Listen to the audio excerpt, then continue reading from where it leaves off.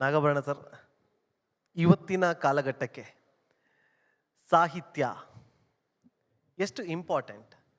Cinema ರಂಗದಲ್ಲಿ ಸಾಹಿತ್ಯವನ್ನು ಇವತ್ತಿನ ಕಾಲಘಟ್ಟದಲ್ಲಿ ಅಳವಡಿಸಿಕೊಳ್ಳೋದಕ್ಕೆ ಸಾಧ್ಯವೇ ಆಗ್ತಿಲ್ವಾ ಅಥವಾ ಅದನ್ನು ಅಳವಡಿಸಿಕೊಳ್ಳೋದಕ್ಕೆ ಮುಂದಾಗ್ತಿಲ್ವಾ?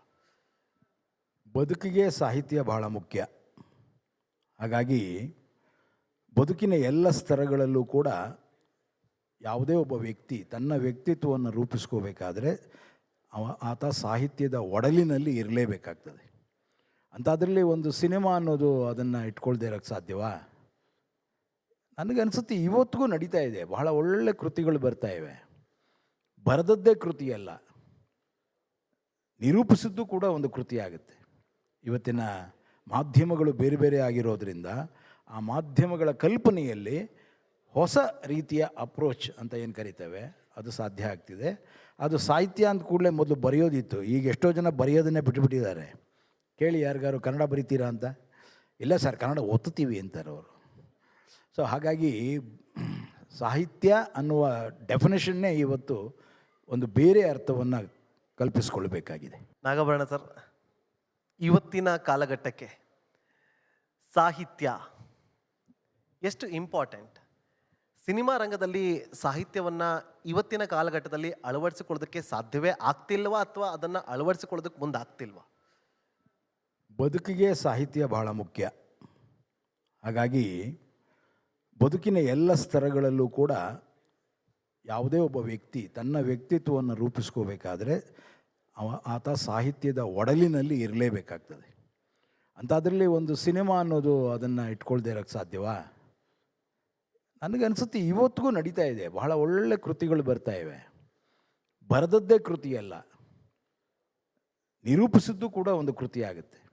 ಇವತ್ತಿನ ಮಾಧ್ಯಮಗಳು ಬೇರೆ ಬೇರೆ ಆಗಿರೋದ್ರಿಂದ ಆ ಮಾಧ್ಯಮಗಳ ಕಲ್ಪನೆಯಲ್ಲಿ ಹೊಸ ರೀತಿಯ ಅಪ್ರೋಚ್ ಅಂತ ಏನು ಕರಿತೇವೆ ಅದು ಸಾಧ್ಯ ಆಗ್ತಿದೆ. ಅದು ಸಾಹಿತ್ಯ ಅಂದ ಕೂಡಲೇ ಮೊದಲು ಬರೆಯೋದಿತ್ತು. ಈಗ ಎಷ್ಟೋ ಜನ ಬರೆಯೋದನ್ನೇ ಬಿಟ್ಟುಬಿಟ್ಟಿದ್ದಾರೆ. ಕೇಳಿ ಯಾರಿಗಾರು ಕನ್ನಡ ಬರಿತೀರಾ ಅಂತ. ಇಲ್ಲ ಸರ್, ಕನ್ನಡ ಓದ್ತೀವಿ ಅಂತಾರೆ ಅವರು. ಸೊ ಹಾಗಾಗಿ ಸಾಹಿತ್ಯ ಅನ್ನುವ ಡೆಫಿನೇಷನ್ನೇ ಇವತ್ತು ಒಂದು ಬೇರೆ ಅರ್ಥವನ್ನು ಕಲ್ಪಿಸ್ಕೊಳ್ಬೇಕಾಗಿದೆ. ನಾಗಭರಣ ಸರ್, ಇವತ್ತಿನ ಕಾಲಘಟ್ಟಕ್ಕೆ ಸಾಹಿತ್ಯ ಎಷ್ಟು ಇಂಪಾರ್ಟೆಂಟ್? ಸಿನಿಮಾ ರಂಗದಲ್ಲಿ ಸಾಹಿತ್ಯವನ್ನು ಇವತ್ತಿನ ಕಾಲಘಟ್ಟದಲ್ಲಿ ಅಳವಡಿಸಿಕೊಳ್ಳೋದಕ್ಕೆ ಸಾಧ್ಯವೇ ಆಗ್ತಿಲ್ವಾ ಅಥವಾ ಅದನ್ನು ಅಳವಡಿಸಿಕೊಳ್ಳೋದಕ್ಕೆ ಮುಂದಾಗ್ತಿಲ್ವಾ? ಬದುಕಿಗೆ ಸಾಹಿತ್ಯ ಬಹಳ ಮುಖ್ಯ. ಹಾಗಾಗಿ ಬದುಕಿನ ಎಲ್ಲ ಸ್ತರಗಳಲ್ಲೂ ಕೂಡ ಯಾವುದೇ ಒಬ್ಬ ವ್ಯಕ್ತಿ ತನ್ನ ವ್ಯಕ್ತಿತ್ವವನ್ನು ರೂಪಿಸ್ಕೋಬೇಕಾದ್ರೆ ಆತ ಸಾಹಿತ್ಯದ ಒಡಲಿನಲ್ಲಿ ಇರಲೇಬೇಕಾಗ್ತದೆ. ಅಂಥದ್ರಲ್ಲಿ ಒಂದು ಸಿನಿಮಾ ಅನ್ನೋದು ಅದನ್ನು ಇಟ್ಕೊಳ್ದೇ ಇರೋಕ್ಕೆ ಸಾಧ್ಯವಾ? ನನಗನ್ಸುತ್ತೆ ಇವತ್ತಿಗೂ ನಡೀತಾ ಇದೆ. ಬಹಳ ಒಳ್ಳೆ ಕೃತಿಗಳು ಬರ್ತಾ ಇವೆ. ಬರೆದದ್ದೇ ಕೃತಿಯಲ್ಲ, ನಿರೂಪಿಸಿದ್ದು ಕೂಡ ಒಂದು ಕೃತಿ ಆಗುತ್ತೆ. ಇವತ್ತಿನ ಮಾಧ್ಯಮಗಳು ಬೇರೆ ಬೇರೆ ಆಗಿರೋದ್ರಿಂದ ಆ ಮಾಧ್ಯಮಗಳ ಕಲ್ಪನೆಯಲ್ಲಿ ಹೊಸ ರೀತಿಯ ಅಪ್ರೋಚ್ ಅಂತ ಏನು ಕರಿತೇವೆ ಅದು ಸಾಧ್ಯ ಆಗ್ತಿದೆ. ಅದು ಸಾಹಿತ್ಯ ಅಂದ ಕೂಡಲೇ ಮೊದಲು ಬರೆಯೋದಿತ್ತು. ಈಗ ಎಷ್ಟೋ ಜನ ಬರೆಯೋದನ್ನೇ ಬಿಟ್ಟುಬಿಟ್ಟಿದ್ದಾರೆ. ಕೇಳಿ ಯಾರಿಗಾರು ಕನ್ನಡ ಬರಿತೀರಾ ಅಂತ. ಇಲ್ಲ ಸರ್, ಕನ್ನಡ ಓದ್ತೀವಿ ಅಂತಾರೆ ಅವರು. ಸೊ ಹಾಗಾಗಿ ಸಾಹಿತ್ಯ ಅನ್ನುವ ಡೆಫಿನೇಷನ್ನೇ ಇವತ್ತು ಒಂದು ಬೇರೆ ಅರ್ಥವನ್ನು ಕಲ್ಪಿಸ್ಕೊಳ್ಬೇಕಾಗಿದೆ. ನಾಗಭರಣ ಸರ್, ಇವತ್ತಿನ ಕಾಲಘಟ್ಟಕ್ಕೆ ಸಾಹಿತ್ಯ ಎಷ್ಟು ಇಂಪಾರ್ಟೆಂಟ್? ಸಿನಿಮಾ ರಂಗದಲ್ಲಿ ಸಾಹಿತ್ಯವನ್ನು ಇವತ್ತಿನ ಕಾಲಘಟ್ಟದಲ್ಲಿ ಅಳವಡಿಸಿಕೊಳ್ಳೋದಕ್ಕೆ ಸಾಧ್ಯವೇ ಆಗ್ತಿಲ್ವಾ ಅಥವಾ ಅದನ್ನು ಅಳವಡಿಸಿಕೊಳ್ಳೋದಕ್ಕೆ ಮುಂದಾಗ್ತಿಲ್ವಾ? ಬದುಕಿಗೆ ಸಾಹಿತ್ಯ ಬಹಳ ಮುಖ್ಯ. ಹಾಗಾಗಿ ಬದುಕಿನ ಎಲ್ಲ ಸ್ತರಗಳಲ್ಲೂ ಕೂಡ ಯಾವುದೇ ಒಬ್ಬ ವ್ಯಕ್ತಿ ತನ್ನ ವ್ಯಕ್ತಿತ್ವವನ್ನು ರೂಪಿಸ್ಕೋಬೇಕಾದ್ರೆ ಆತ ಸಾಹಿತ್ಯದ ಒಡಲಿನಲ್ಲಿ ಇರಲೇಬೇಕಾಗ್ತದೆ. ಅಂಥದ್ರಲ್ಲಿ ಒಂದು ಸಿನಿಮಾ ಅನ್ನೋದು ಅದನ್ನು ಇಟ್ಕೊಳ್ದೇ ಇರೋಕ್ಕೆ ಸಾಧ್ಯವಾ? ನನಗನ್ಸುತ್ತೆ ಇವತ್ತಿಗೂ ನಡೀತಾ ಇದೆ. ಬಹಳ ಒಳ್ಳೆ ಕೃತಿಗಳು ಬರ್ತಾ ಇವೆ. ಬರೆದದ್ದೇ ಕೃತಿಯಲ್ಲ, ನಿರೂಪಿಸಿದ್ದು ಕೂಡ ಒಂದು ಕೃತಿ ಆಗುತ್ತೆ. ಇವತ್ತಿನ ಮಾಧ್ಯಮಗಳು ಬೇರೆ ಬೇರೆ ಆಗಿರೋದ್ರಿಂದ ಆ ಮಾಧ್ಯಮಗಳ ಕಲ್ಪನೆಯಲ್ಲಿ ಹೊಸ ರೀತಿಯ ಅಪ್ರೋಚ್ ಅಂತ ಏನು ಕರಿತೇವೆ ಅದು ಸಾಧ್ಯ ಆಗ್ತಿದೆ. ಅದು ಸಾಹಿತ್ಯ ಅಂದ ಕೂಡಲೇ ಮೊದಲು ಬರೆಯೋದಿತ್ತು. ಈಗ ಎಷ್ಟೋ ಜನ ಬರೆಯೋದನ್ನೇ ಬಿಟ್ಟುಬಿಟ್ಟಿದ್ದಾರೆ. ಕೇಳಿ ಯಾರಿಗಾರು ಕನ್ನಡ ಬರಿತೀರಾ ಅಂತ. ಇಲ್ಲ ಸರ್, ಕನ್ನಡ ಓದ್ತೀವಿ ಅಂತಾರೆ ಅವರು. ಸೊ ಹಾಗಾಗಿ ಸಾಹಿತ್ಯ ಅನ್ನುವ ಡೆಫಿನೇಷನ್ನೇ ಇವತ್ತು ಒಂದು ಬೇರೆ ಅರ್ಥವನ್ನು ಕಲ್ಪಿಸಿಕೊಳ್ಬೇಕಾಗಿದೆ. ನಾಗಭರಣ ಸರ್, ಇವತ್ತಿನ ಕಾಲಘಟ್ಟಕ್ಕೆ ಸಾಹಿತ್ಯ ಎಷ್ಟು ಇಂಪಾರ್ಟೆಂಟ್? ಸಿನಿಮಾ ರಂಗದಲ್ಲಿ ಸಾಹಿತ್ಯವನ್ನು ಇವತ್ತಿನ ಕಾಲಘಟ್ಟದಲ್ಲಿ ಅಳವಡಿಸಿಕೊಳ್ಳೋದಕ್ಕೆ ಸಾಧ್ಯವೇ ಆಗ್ತಿಲ್ವಾ ಅಥವಾ ಅದನ್ನು ಅಳವಡಿಸಿಕೊಳ್ಳೋದಕ್ಕೆ ಮುಂದೆ ಆಗ್ತಿಲ್ವಾ? ಬದುಕಿಗೆ ಸಾಹಿತ್ಯ ಬಹಳ ಮುಖ್ಯ. ಹಾಗಾಗಿ ಬದುಕಿನ ಎಲ್ಲ ಸ್ತರಗಳಲ್ಲೂ ಕೂಡ ಯಾವುದೇ ಒಬ್ಬ ವ್ಯಕ್ತಿ ತನ್ನ ವ್ಯಕ್ತಿತ್ವವನ್ನು ರೂಪಿಸ್ಕೋಬೇಕಾದ್ರೆ ಆತ ಸಾಹಿತ್ಯದ ಒಡಲಿನಲ್ಲಿ ಇರಲೇಬೇಕಾಗ್ತದೆ. ಅಂಥದ್ರಲ್ಲಿ ಒಂದು ಸಿನಿಮಾ ಅನ್ನೋದು ಅದನ್ನು ಇಟ್ಕೊಳ್ದೇ ಇರೋಕ್ಕೆ ಸಾಧ್ಯವಾ? ನನಗನ್ಸುತ್ತೆ ಇವತ್ತಿಗೂ ನಡೀತಾ ಇದೆ. ಬಹಳ ಒಳ್ಳೆ ಕೃತಿಗಳು ಬರ್ತಾ ಇವೆ. ಬರೆದದ್ದೇ ಕೃತಿಯಲ್ಲ, ನಿರೂಪಿಸಿದ್ದು ಕೂಡ ಒಂದು ಕೃತಿ ಆಗುತ್ತೆ.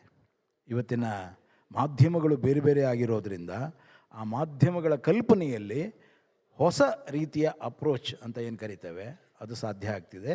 ಅದು ಸಾಹಿತ್ಯ ಅಂದ ಕೂಡಲೇ ಮೊದಲು ಬರೆಯೋದಿತ್ತು. ಈಗ ಎಷ್ಟೋ ಜನ ಬರೆಯೋದನ್ನೇ ಬಿಟ್ಟುಬಿಟ್ಟಿದ್ದಾರೆ. ಕೇಳಿ ಯಾರಿಗಾರು ಕನ್ನಡ ಬರಿತೀರಾ ಅಂತ, ಇಲ್ಲ ಸರ್ ಕನ್ನಡ ಓದ್ತೀವಿ ಅಂತಾರೆ ಅವರು. ಸೊ ಹಾಗಾಗಿ ಸಾಹಿತ್ಯ ಅನ್ನುವ ಡೆಫಿನೇಷನ್ನೇ ಇವತ್ತು ಒಂದು ಬೇರೆ ಅರ್ಥವನ್ನು ಕಲ್ಪಿಸಿಕೊಳ್ಬೇಕಾಗಿದೆ. ನಾಗಭರಣ ಸರ್, ಇವತ್ತಿನ ಕಾಲಘಟ್ಟಕ್ಕೆ ಸಾಹಿತ್ಯ ಎಷ್ಟು ಇಂಪಾರ್ಟೆಂಟ್? ಸಿನಿಮಾ ರಂಗದಲ್ಲಿ ಸಾಹಿತ್ಯವನ್ನು ಇವತ್ತಿನ ಕಾಲಘಟ್ಟದಲ್ಲಿ ಅಳವಡಿಸಿಕೊಳ್ಳೋದಕ್ಕೆ ಸಾಧ್ಯವೇ ಆಗ್ತಿಲ್ವಾ ಅಥವಾ ಅದನ್ನು ಅಳವಡಿಸಿಕೊಳ್ಳೋದಕ್ಕೆ ಮುಂದೆ ಆಗ್ತಿಲ್ವಾ? ಬದುಕಿಗೆ ಸಾಹಿತ್ಯ ಬಹಳ ಮುಖ್ಯ.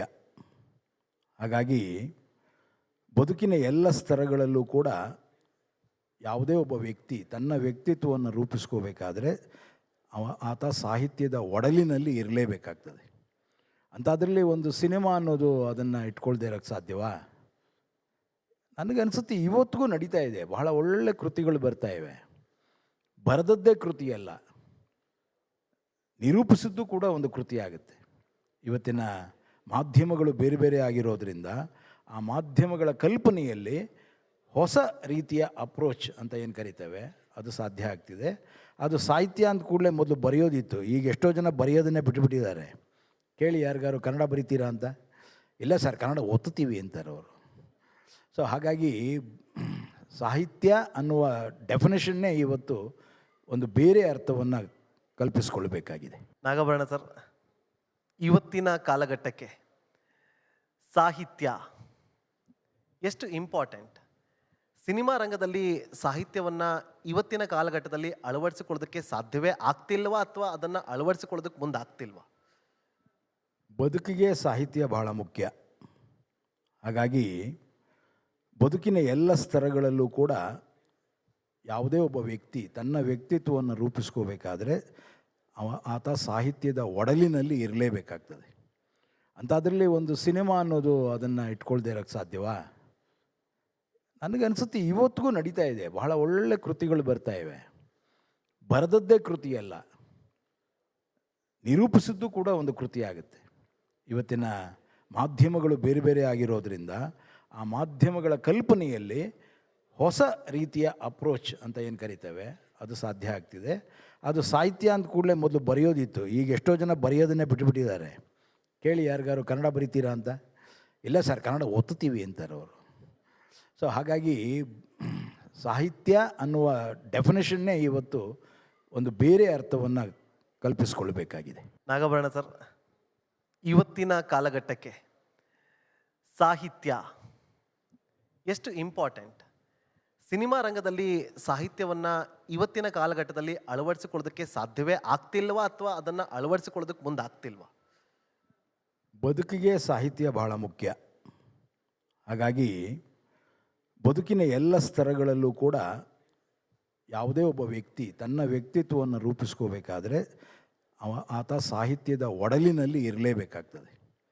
ಅಂಥದ್ರಲ್ಲಿ ಒಂದು ಸಿನಿಮಾ ಅನ್ನೋದು ಅದನ್ನು ಇಟ್ಕೊಳ್ದೇ ಇರೋಕ್ಕೆ ಸಾಧ್ಯವಾ? ನನಗನ್ಸುತ್ತೆ ಇವತ್ತಿಗೂ ನಡೀತಾ ಇದೆ. ಬಹಳ ಒಳ್ಳೆ ಕೃತಿಗಳು ಬರ್ತಾ ಇವೆ. ಬರೆದದ್ದೇ ಕೃತಿಯಲ್ಲ, ನಿರೂಪಿಸಿದ್ದು ಕೂಡ ಒಂದು ಕೃತಿ ಆಗುತ್ತೆ.